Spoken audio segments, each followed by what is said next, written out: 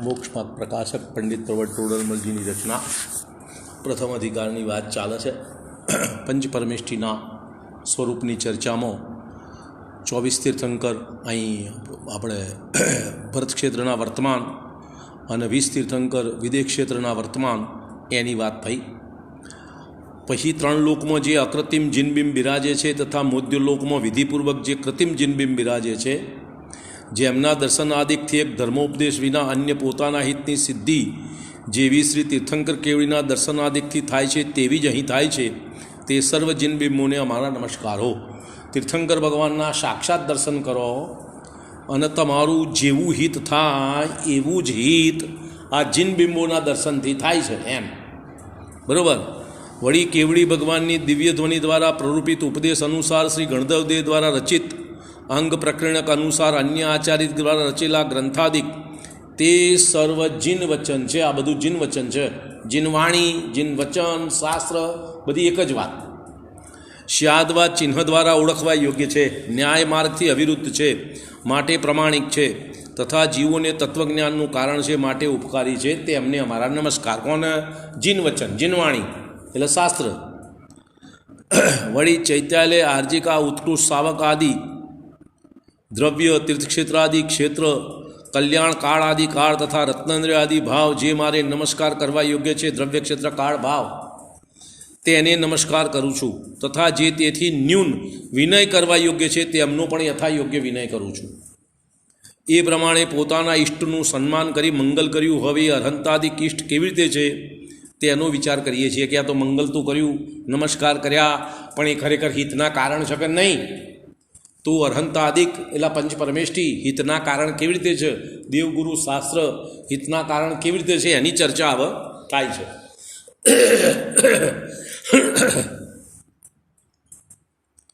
જે વડે સુખ ઉપજે વા દુઃખ વીણશે એ કાર્યનું નામ પ્રયોજન છે। પ્રયોજન કોનું નામ? પ્રયોજન એટલે હેતુ, શેના માટે કરવાનું છે કે દુઃખનો અભાવ થાય અને સુખની પ્રાપ્તિ થાય, એ સિવાય બીજું કોઈ કારણ નથી, બરાબર।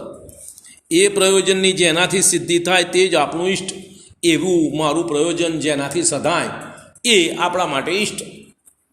હવે આ અવસરમાં અમને વિતરાગ વિશેષ જ્ઞાનનું હોવું એ જ પ્રયોજન છે। અત્યારે આ કાળમાં અત્યારે આ મારું હિત કરવા માટે વિતરાગ વિજ્ઞાનનું જ્ઞાન હોવું એ જરૂરી છે, તો મારું હિત કરી શકું અને દુઃખનો નાશ કરી શકું।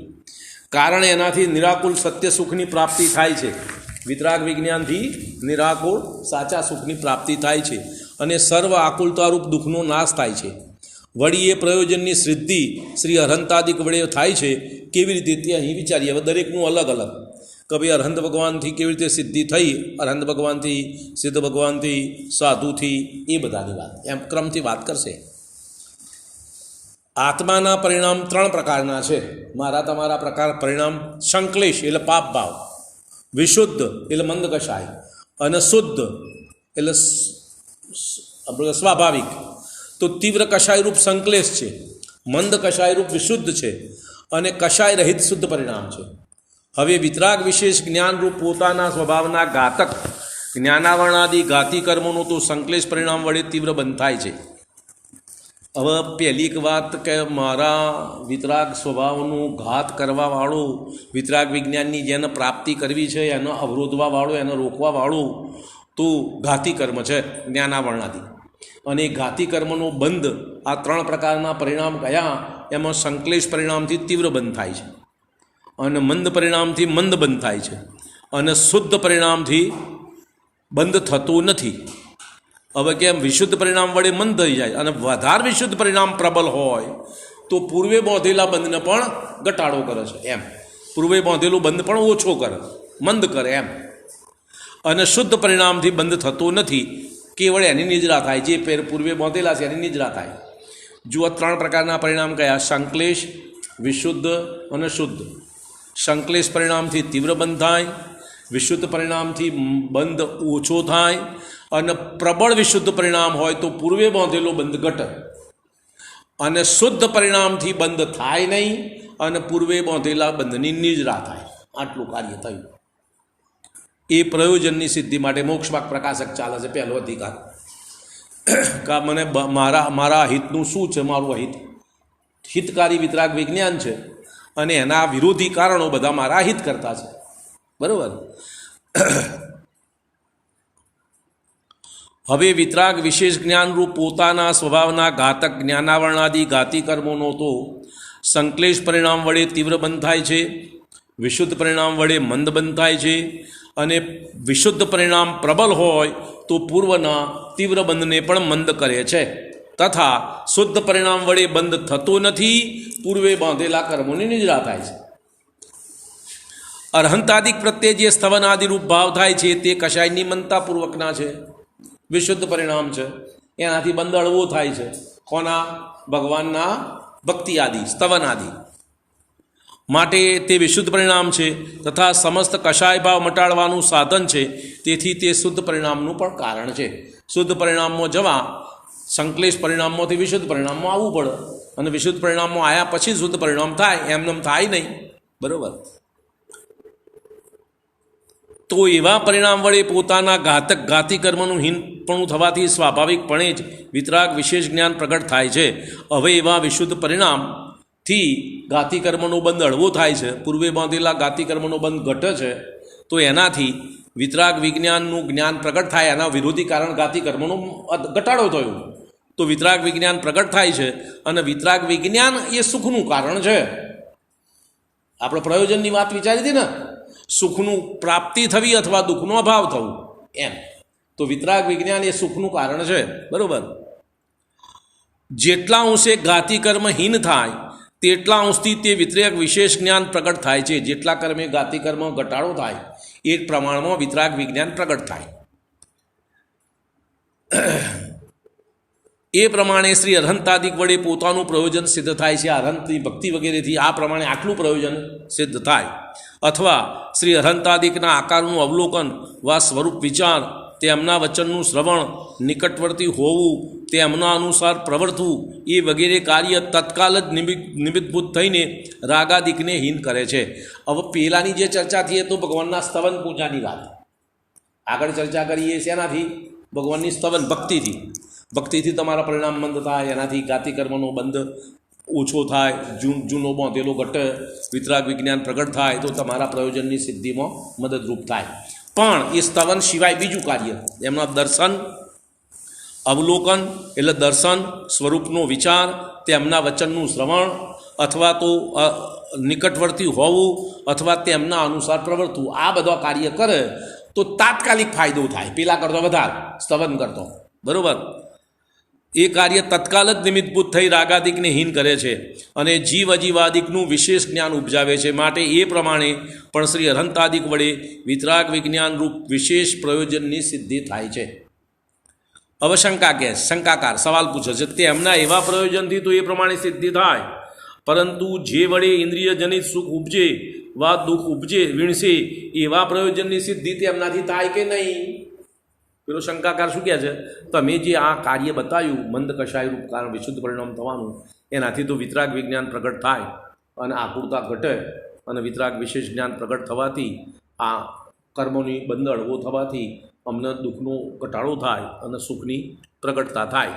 પણ આ ભગવાનની ભક્તિ કરીએ, એમના દર્શન કરીએ, એમની વાણી સાંભળીએ, વચન સાંભળીએ, શાસ્ત્ર સ્વાધ્યાય કરીએ, તો એ બધાથી ઇન્દ્રિય સુખની પ્રાપ્તિ થાય કે નહીં?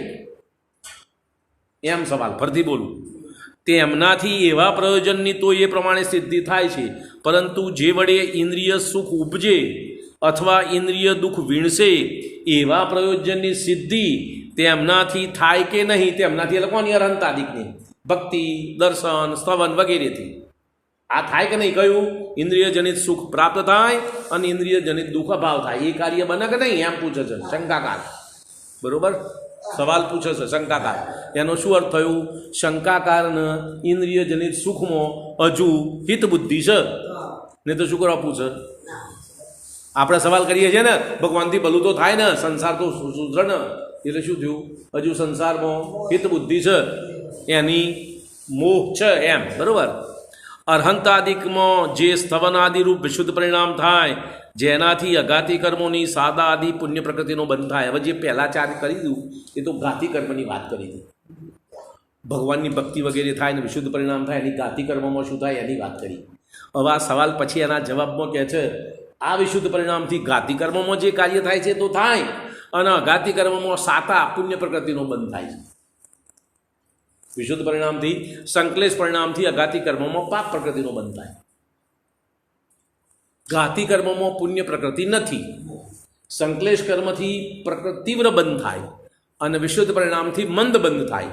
ઘાતી કર્મમાં પુણ્ય બંધ હોતો નથી, એકલો પાપ બંધ જ છે. પણ અઘાતી કર્મની અંદર પુણ્ય પાપનો ભેદ છે, એટલે વિશુદ્ધ પરિણામથી પુણ્ય બંધ થાય છે. સાતા આદિ પુણ્ય પ્રકૃતિનો બંધ થાય છે. વળી જો તે વિશુદ્ધ પરિણામ તીવ્ર હોય તો પૂર્વે જે અસાતા આદિ પાપ પ્રકૃતિ બાંધી હતી તેને પણ મંદ કરે છે. જો વિશુદ્ધ પરિણામ વધારે પ્રબળ હોય તો પૂર્વે બાંધેલી અસાતા પ્રકૃતિનો મંદ કરે છે, અથવા નષ્ટ કરી પુણ્ય પ્રકૃતિ રૂપે પરિણામ આવે છે, અથવા નષ્ટ કરીને પુણ્ય પ્રકૃતિ રૂપે પરિણમી જાય. બોલો શું કહ્યું? તમારા પરિણામ વિશુદ્ધ હોય તો પૂર્વે બાંધેલું પાપ ફરી જઈ સંક્રમિત થઈને પુણ્ય થઈ જાય. શું કહ્યું? થઈ જાય ને, લખ્યું ને, કરેલો કર્મ ભોગવવો પડે એવી ગેરંટી નથી. તમારો પરિણામ પ્રમાણે એમાં બધું ફેરફાર થયા કરતું હોય છે. આત્માના સ્થિર વિશુદ્ધ પરિણામની વાત છે, આ સ્થિર પરિણામની વાત છે. વિશુદ્ધ પરિણામ કોને કયો? મંદ કશાયરું, ભગવાનની ભક્તિ કરવી, ભગવાનનું વાણી સાંભળવી, ભગવાનનું દર્શન કરવો, શાસ્ત્ર સ્વાધ્યાય કરવો, એમનો વિશુદ્ધ પરિણામ કયો? એનાથી આ કાર્ય થાય. અહીં જો આત્મામાં સ્થિર કરવાની વાત છે, પણ એની આત્મામાં સ્થિર કરવાની વાત નથી. આ તો એટલે પૂર્વે બાંધેલો કર્મ ભોગવવો પડે એવી ગેરંટી નથી. કહેવાનો બાબત એ છે, તમારા પરિણામ અનુસાર ફરી જાય. અમે ફરે ને અમે ફરે. જો એનો દાખલો આપું, શ્રેણિક રાજા અત્યારે નરકમાં છે. ક્યાં છે? નરકમાં. એમની પૂર્વે સમ્યક દર્શન મનુષ્ય ભાવમાં શ્રેણિક રાજાની પર્યાયમાં સમ્યક દર્શન પ્રાપ્ત કર્યું તાર પુણ્યકર્મ નહીં બાંધ્યો હોય?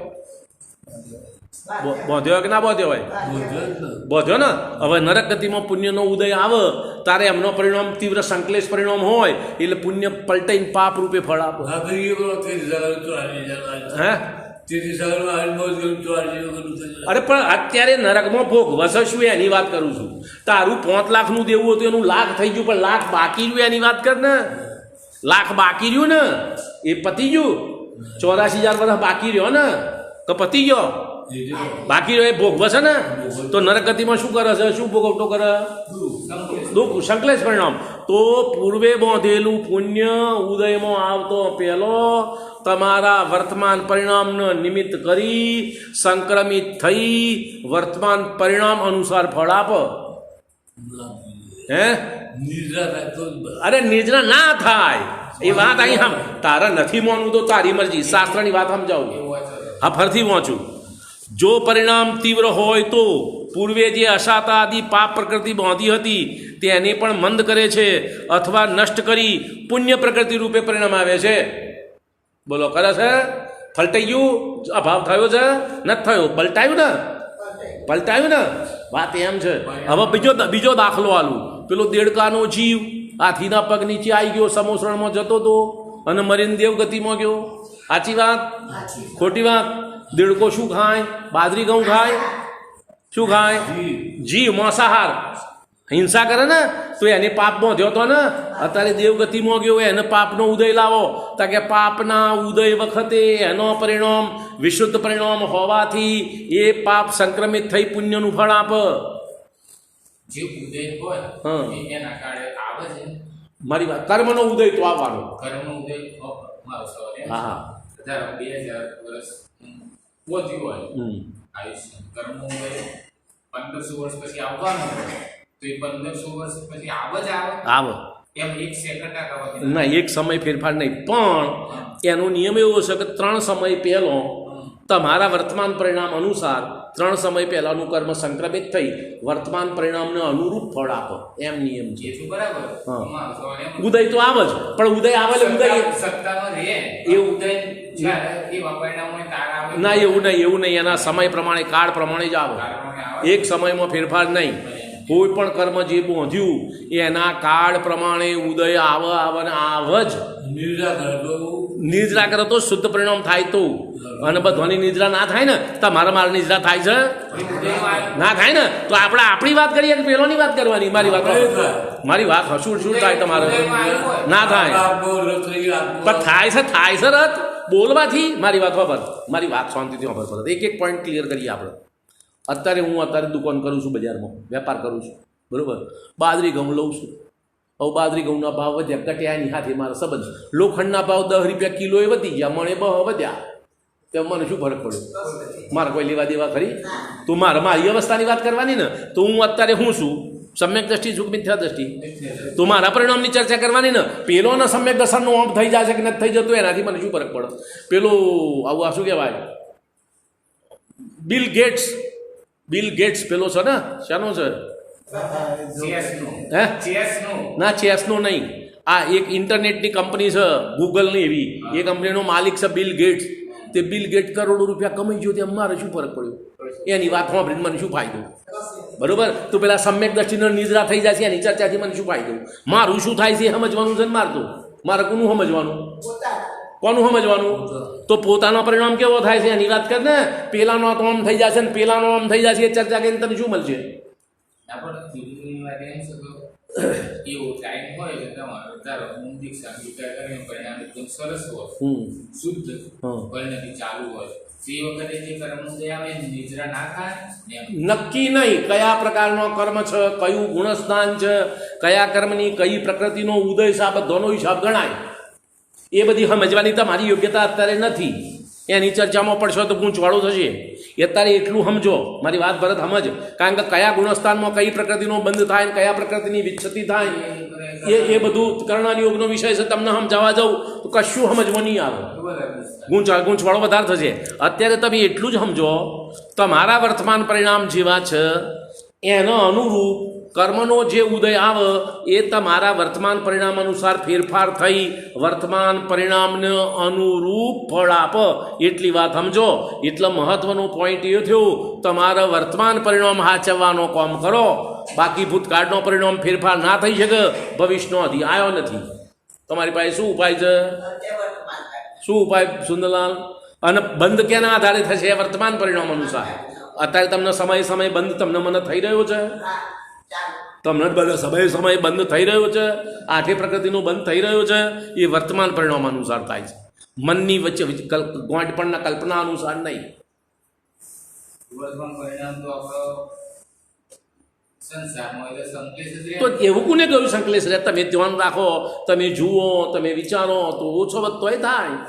એ તો તમારે થાય, મહેનત એ કરવાની છે વર્તમાન પરિણામમાં. એ તો તમારે કરવું નહીં. તા કે ભાગ્ય હશે એ થશે, તે તારું થવા દે. ભાગ્ય હોય હું શું કરું? તારા વર્તમાન પરિણામ હું ધ્યાન નથી રાખું, પછી ભાગ્ય તારું સારું ક્યાંથી હશે? ના તો આથી સમજ જરૂરી છે, બરાબર. તેની વ્યવસ્થા તો કરવામાં મન ગુંચાયેલું રહે ને. પણ મારે ગુંચાયેલું રહે એની મારી ના નથી કહેતો. તમારા જે થતું હોય જે કરતા હોય કરો, પણ એ પરિણામ સંકલેશક વિશુદ્ધ એ નક્કી તમારે કરવાનું કે મારે કરવાનું? એ જવાબદારી કોની? પોતાની. હવે તમારો પરિણામ સંકલેશ હોય તો એનાથી તમને કર્મબંધ થશે કે નહીં થાય? મારે આટલું કરવા દો એટલા માટે છૂટ કરમ નહીં મને છૂટ નથી ને. તો તમારો પરિણામ વર્તમાનમાં જે થઈ રહ્યો હોય એનું ધ્યાન રાખવાની જવાબદારી તમારી. કોઈ છટકબારી નહીં. મારો પગ ભૂલથી દેવતા ઉપર પડી ગયો, શું કરું કહો? હું નથી જોડીને મેલ્યું, શું કરવાનું? છૂટકો છે કોઈ? તો અહીંયા આગળ પણ કોઈ છટકબારી નથી. આ પોઈન્ટ સમજવાનો છે મહત્વનો. ભગવાનના નિમિત્તે તમારા જે કંઈ વિશુદ્ધ પરિણામ થાય એનાથી અસાતા અને અઘાતી કર્મના અસાતી પ્રકૃતિનો બંધ ઓછો થાય, સાતાનો વધાર થાય. અને પ્રબળ વિશુદ્ધ પરિણામ હોય તો, પ્રબળ હોય તો કોઈ ભગવાનની ભક્તિ કરો એટલે ફરી જ જાય એવો નિયમ નહીં કહેતો. પ્રબળ હોય તો એ પ્રબળ કોણ નક્કી કરે? તમારે નક્કી કરવાનું. મારે તો ઘણો વકરો થાય છે, આખો દાડો નવરો નહીં પડતો. તે શું વેપાર કરતા કે 1 રૂપિયાની ખીલ્લીઓ આલી, 2 રૂપિયાના બોલ્ટ આલ્યા. તે જેટલો વકરો થતો કે 700 રૂપિયા, તે જેટલો નફો થાય. 700માં કદાચ 700 નફો માની લે, પછી બધા શું થાય? શું ના નફો? આખો દાડો નવરો નહીં પડતો તો શું કરવું? ભરત સમજ પડે છે? પરિણામ તમારો શું છે એની વાત કરો. કોઈ છટકબારીની વાત નહીં. જે કંઈ બોનો કાઢવો એ કાઢો. તમે બોનો કાઢો છટકબારી છે નહીં. આ પૂદગલ દ્રવ્યના પરમાણુ જે કાર્બન વર્ગણાના છે એ તમારા પરિણામ અનુસાર કર્મબંધ રૂપે પરિણમી જશે એ અનુકૂળ રોગ છે. તું રોકી શકશું? ના રોકી શકાય.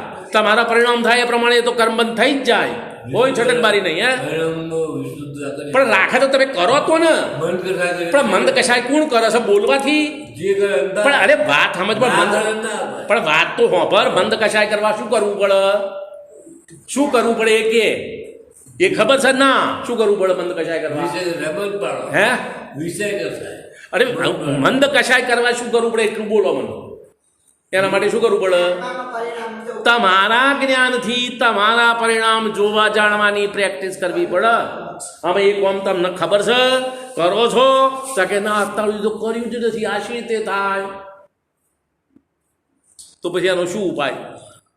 શું કરવાનું કાર્ય? શું કરવાનું છે?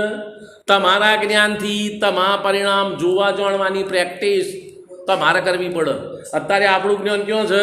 ભગવતીલાલ તો આમ થયું હતું, સુંદરલાલ અહીં ગયા છે, પેલું મહાવીરજી આમ બોલે છે, પેલા આમ કરે છે, એની જ વિચારો બધા. આ પરિણામ શું થાય છે એની તો ખબર જ નથી, એનો વિચાર નથી, એ તરફ લક્ષ નથી લેવું. અંદર લીલ કરવી છે, આમ થઈ જાય તો આમ થઈ જાય. તો હું વેપાર કરું તો લાખ રૂપિયા કમાઈ લઉં, પણ કરના વેપાર તને કોને ના પાડી? કરતો તો શું નહીં? 10 વર્ષથી તો રખડું છું, હું વેપાર કરું છું, કશું નહીં. પછી એવી વાત છે, પરિણામ સુધરીતા થઈ જાય, પણ કરના પરિણામ સુધાર ને તને કોણ આજ ચાલી રોક્યો છે? કોઈ ના પાડી? કોઈ રોક્યા છે?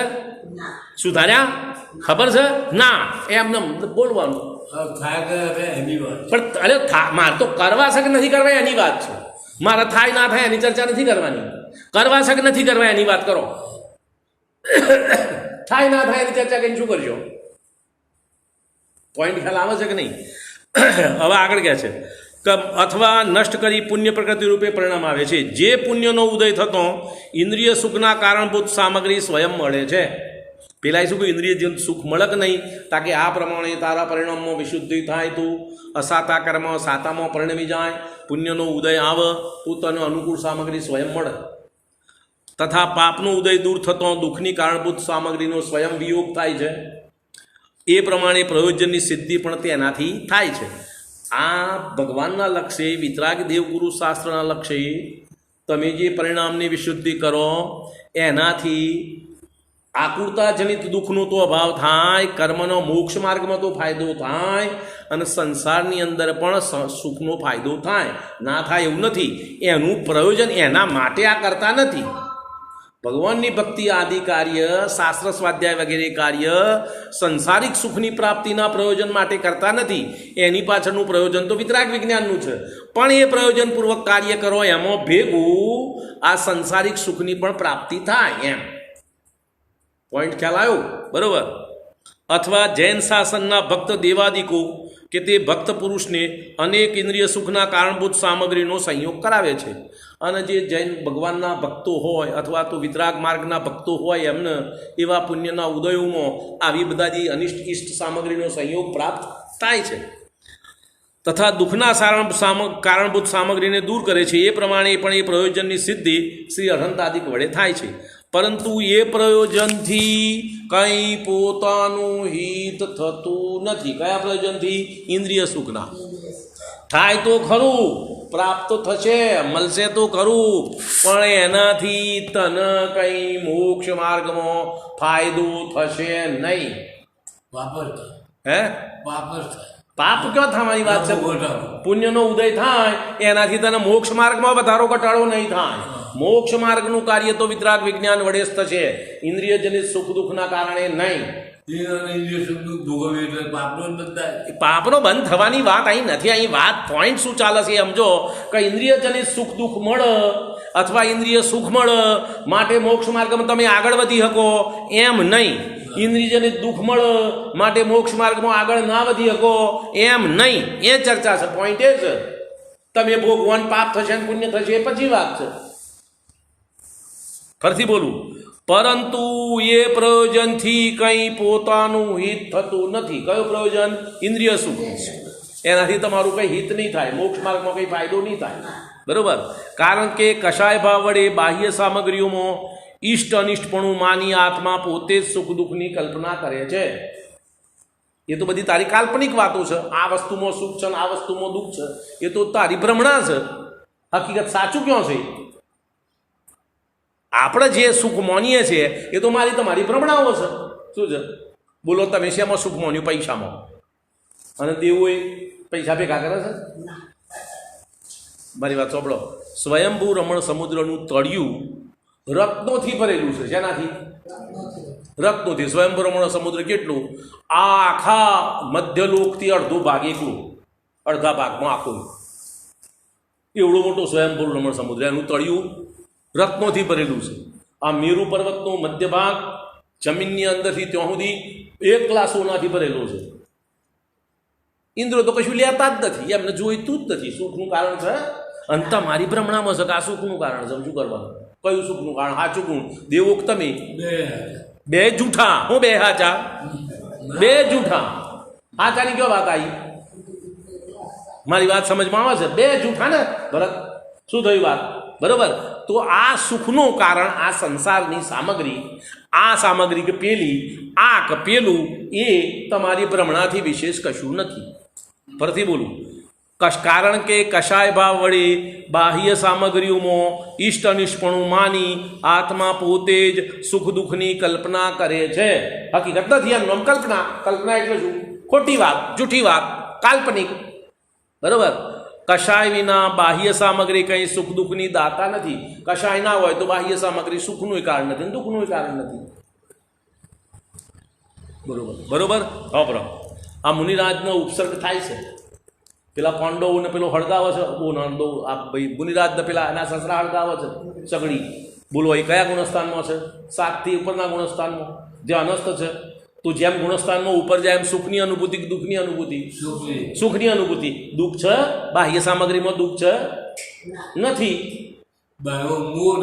પણ અરે પણ નથી ને, એક જ વાત. મોહ છે કે નહીં? નથી નથી એટલે બીજી વસ્તુ બધો બોનો. બાહ્ય સામગ્રીમાં સુખ દુઃખ નથી. બીજી વાત સાંભળો. પેલો રાજા શાલીભદ્ર પેલા ચોખા વેણીને ખાય છે. પેલો રાજાની જોડે જમવા બેહાડે છે તે. હા, કમળના ફૂલવાળા ચોખા જુદા કાઢીને ખાય છે. રાજા કે કોંડો થયું, આવા ચોખા ભાત મેં જિંદગીમાં ખાધું નથી, આમાં વેણ જ હજુ. તો સુખ દુઃખનું ક્યાં છે? પેલા રાજા ઉત્તમ માણસ અને પેલો ખોમીઓ ખોડ કાઢે છે. ક્યાં છે? એના એક ચોખા બીજા હોવાના જુદા ભાત પીરસ્યા, જુદા પીરસ્યા, એક જ પીરસ્યા છે ને. તો ક્યાં છે? ભ્રમણા. ભ્રમણા છે ને, હકીકત નથી એમ. બરોબર. તો કે કશાય વિના બાહ્ય સામગ્રી કઈ સુખ દુઃખની દાતા નથી. કશાય પ્રમાણે તમને સુખી અથવા દુઃખી કરે. જો પૈસા મળ્યાનું સુખી થયું મારા કશાયના કારણે, પૈસાના કારણે નહીં. પોઈન્ટ સમજો. શું છે? મને પૈસા મળ્યા અને સુખી થયું એ મારા કશાયના કારણે, પૈસાના કારણે નહીં. પૈસા મળ્યાનું દુઃખી થયું મારા કશાયના કારણે, પૈસાના કારણે નહીં. કશાય સુખ દુઃખનું કારણ છે, સામગ્રી નહીં. સંયોગ બિલકુલ સુખ દુઃખનું કારણ નથી. તમારા કશાય અનુસાર એ સુખ દુઃખનું કારણ છે. બરોબર. વળી કશાય છે તે સર્વ આકુલતામય છે. માટે ઇન્દ્રિયજનિત સુખની ઈચ્છા કરવી વા દુઃખથી ડરવું એ બધો ભ્રમ છે. ભ્રમ એટલે જૂઠું. ભ્રમ એટલે શું? જૂઠું ને. ભ્રમ એટલે જૂઠું ને, ભ્રમ છે. વળી એવા પ્રયોજન અર્થે અનંતાદિકની ભક્તિ કરવા છતાં પણ તીવ્ર કશાય હોવાથી પાપ બંધ થાય. હોબરો. શું કહ્યું? એવા પ્રયોજન માટે, કયા? ઇન્દ્રિય સુખના પ્રયોજન માટે ભગવાનની ભક્તિ કરો તો પાપ બંધ થાય. હોબરો. ફરથી બોલું. હોબરો. વળી એવા પ્રયોજન અર્થે અરહંતાદિકની ભક્તિ કરવા છતાં પણ તીવ્ર કશાય હોવાથી પાપ બંધ જ થાય છે. માટે એ પ્રયોજનના અર્થી થવું યોગ્ય નથી. માટે ભગવાનની ભક્તિના ફળમાં સંસારિક સુખની ઈચ્છા કરવી યોગ્ય નથી. એમ. બરોબર. હા. કારણ કે અરહંતાદિકની ભક્તિ કરતો એવા પ્રયોજન તો સ્વયં સિદ્ધ થાય. જો આ બીજી વાત સમજવાની કે જે જીવો મોક્ષ માર્ગે જાય એમાંથી બહુ ઓછા જીવો સહન કરીને મોક્ષે જાય. મોટા ભાગના તો અનુકૂળ સાધનોમાં જ મોક્ષે જાય. મોટો ભાગ તો એમ જ. ઓછા જીવો આ બધા જે ઉપસર્ગમાં અને આ વિપરીત સંયોગોમાં બનવાનું બને એવા તો ઓછા જીવો. મોટા ભાગના મુનિઓ તો બધા પોતાના સુખાસનમાં બેસીને ખડગાસનમાં ઊભા રહીને પદ્માસનમાં બેસીને મોક્ષે જાય, કોઈ ઉપસર્ગ ના હોય એમનો. મોટાભાગના જીવન તો ના આવે, કોક જીવો ના આવે ઉપસર્ગ.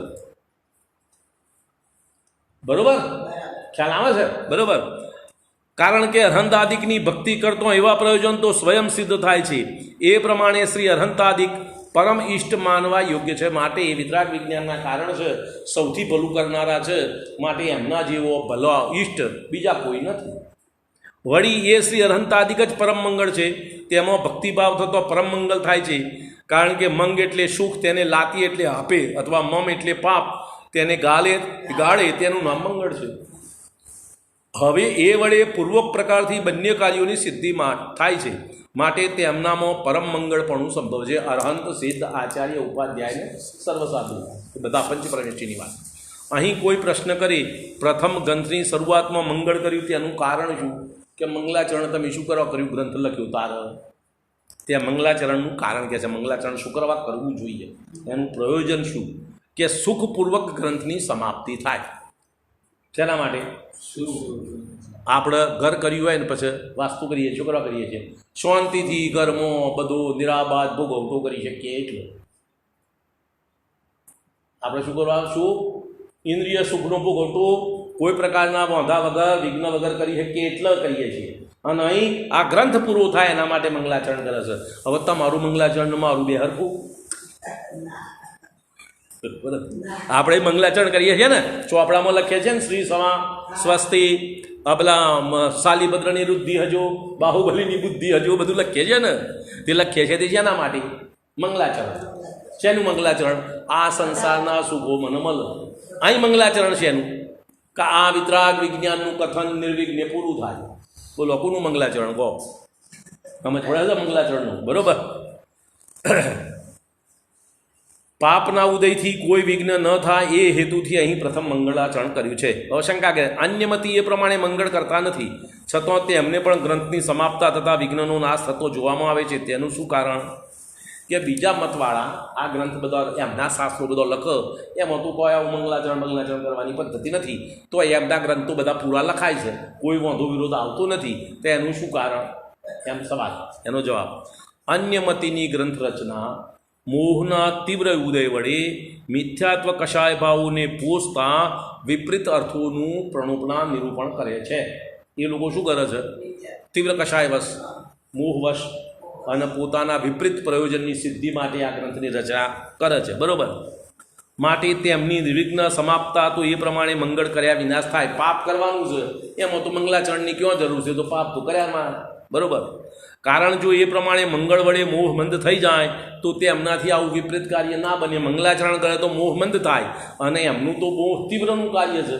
માટે મંગલાચરણ કર્યા વગર એમનું કાર્ય પૂરું થાય, તીવ્ર મોહનું, પાપનું કાર્ય. બરોબર. પણ અમે આ ગ્રંથ રચીએ છીએ તેમાં મોહની મંદતા વડે વિતરાગ તત્વ વિજ્ઞાનને પોષણ કરવાવાળા અર્થનું પ્રણોપન કરીશું. એટલે અમારે તો મોહ બંધ કરવો પડે. તીવ્ર મોહ હોય તો વિતરાગ વિજ્ઞાનનું પોષણ ના કરીએ, વિપરીત માર્ગે જતા રહીએ. માટે અમારે મંગલાચરણ કરવું પડે એમ. બરાબર. તેથી તેની નિર્વિઘ્ન સમાપ્તા તો એ પ્રમાણે મંગળ કરવાથી જ થાય. જો એમ મંગળ ન કરવામાં આવે તો મોહનું તીવ્રપણું રહે, અને તેથી આવું શાસ્ત્ર રચનાનું ઉત્તમ કાર્ય બને નહીં. બરાબર. હવે શંકાકાર ફરતી એ વાત તો ખરી, પરંતુ આ પ્રમાણે મંગળ ન કરનારને પણ સુખ જોવામાં આવે છે. પાપનો ઉદય દેખાતો નથી, અને કોઈ એવું મંગળ કરનારને પણ સુખ દેખવામાં આવતું નથી, પરંતુ પાપનો ઉદય દેખાય છે. માટે તેમાં પૂર્વોક્ત મંગલપણું કેવી રીતે બને? તાકે તમે મંગલાચરણ કરે છે એને ઘણી વખતે કોમ નથી થતું, અને ના કરે એને કોમ થાય છે, તો પછી મંગલાચરણનો શું હેતુ? એમ શંકાકાર કે એનો જવાબ, જીવોનું સંશ્લેષ વૃદ્ધ પરિણામ અનેક જાતિના છે. સંશ્લેષ પરિણામ કયો? એટલે મારો સંશ્લેષ પરિણામ ને તમારો સંશ્લેષ પરિણામ બધો એક હરખો નહીં. મારો સંશ્લેષ પરિણામ આજે થયો ને કાલે થયો બધો એક હરખો નહીં. મારો એ સંશ્લેષ પરિણામ દરેક વખતે અનેક પ્રકારનો હોય, તમારો એ સંશ્લેષ પરિણામ અનેક પ્રકારનો હોય. વિશુદ્ધ પરિણામમાં પણ અનેક પ્રકાર હોય. ખ્યાલ આવે છે કે નહીં? પોઈન્ટ સમજમાં આવે છે?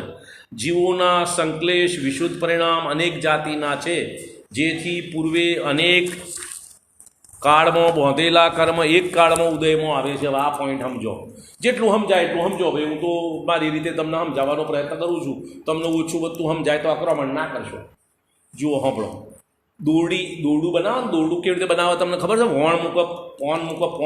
વણનું પોન મૂકે એ જોયેલું છે? ખબર છે? વણનું પોન મૂકે ને તે આટલી પાતળી દોરી લઈ અને ઓપરું ચડાવીને મેલો, બસ પાતળ જતું જાય ને એમ પાતળી થતી જાય દોરી, આગળ જાડી હોય એટલે પાતળી થોડું ભાગ આવે પછી પેલું બીજું ઉમેરી દે, ઓપરું ચડાવી દે ભેગું થતું જાય. એમ કરતાં કરતાં શું થાય? પડે સમજ પડી વાતમાં? પોન મૂકો, વણ બનાવો, સૂતર બનાવો, દોરડું બનાવો, એમાં આ પદ્ધતિ આ બધી. એક દોરડી લગાઈ એનો પાછલો ભાગ પાતળો હોય એમાં બીજું એડ કરી દે, એ ભેગું થાય એટલે આગળ એમ હેડ્યા કરે દોરડું બનતું જાય. એમ મારે તમારે કર્મ દરેક સમયે અનેક પ્રકારનો કર્મ બંધાય. એક સમયમાં એક પ્રકારનું કર્મ નથી બંધાતું. દાખલા તરીકે મને અત્યારે 8 વાગ્યા છે, 8 વાગ્યાએ જે કર્મ બંધાય એક પ્રકારનું નહીં, અનેક પ્રકારનો કર્મ બધો ભેગો થઈને બંધાય. એમાં એક લાંબુ હોય ને, એક ટૂંકું હોય ને, એક તીવ્ર હોય ને, એક મંદ હોય, એક જાડું હોય ને, એક પાતળું હોય. દાખલા તરીકે આ બધાનું ભેગું આગલા કર્મમાં જોડાઈ જાય.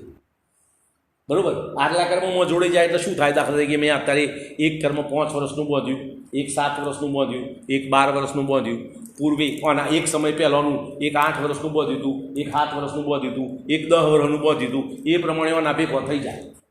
તો એક ભાગ આમ આડો ભાગ કરો તો એક કર્મ 5 વર્ષવાળાનું એક ભાગ હોય, એક 6 વર્ષવાળાનો ભાગ હોય, એક 8 વર્ષવાળાનો હોય, એક 10 વર્ષવાળાનું હોય, એક 12 વર્ષવાળાનું હોય. આ બધાનો ભેગો સરવાળો થઈને જેટલું થાય એટલું કર્મ એક સમયમાં ઉદયમાં આવે.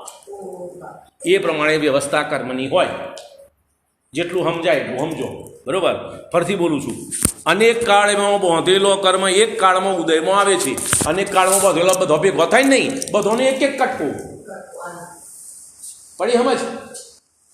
જો તમને વધારે સારી રીતે સમજવું હોય તો આ પેલો ટાઈમ ટેબલ લાય, ગોઠવીને બતાવી દઉં તમને. લાવો ટાઈમ ટેબલ, સમજી લો, તમારા એક ખુલાસો થઈ જાય. આ બહુ સમજવાની વાત છે. ટાઈમ ટેબલ એ મને લાવી લાય. જો આ એક કર્મ બંધાયું આ દાખલા તરીકે, બરોબર? પછી બીજું કર્મ અહીં બંધાયું, લાય. બરોબર? આ ત્રીજું કર્મ અહીં મૂકી દે. આ ત્રીજું કર્મ બંધાયું, બરોબર? હવે અહીંથી આ કર્મનો કટકો થયો તો આમાં તો આટલા જ સરવાળો આવ્યો. અહીં થયું તો આમાં આટલાનો સરવાળો આવ્યો. હવે અહીં થયું તો આ બધાનો સરવાળો આવ્યો. પણ સમજ પડી ને? આ તો ઉદયમાં તો આવે છે લાઈનસર. આ દિશામાં ઉદય ચાલુ છે તો અહીંથી આ કર્મનો આ ભાગ ઉદયમાં આવ્યો તો આ છેઠ આ બધાનો જેટલો સરવાળો થાય એટલું એક સમયમાં ઉદાવા. અનેક સમયમાં બાંધેલો. આ એક સમયનું, આ 2 સમયનું, આ 3 સમયનું, ત્રીજા સમયનું, એમ દાખલા તરીકે. એ વધુ વર્ષોનો બધો કર્મ ભેગો થઈને એક સમયમાં ઉદયમાં આવે. હા, બધો ભેગો કયો? આખું આવ્યું ઉદયમાં. ઓનો કટકો જ આવ્યો, આટલો કટકો, ઓનો આટલો કટકો, ઓનો આટલો કટકો, એમ. હા, બધાનો કટકા ભેગા થાય દરેક કર્મના.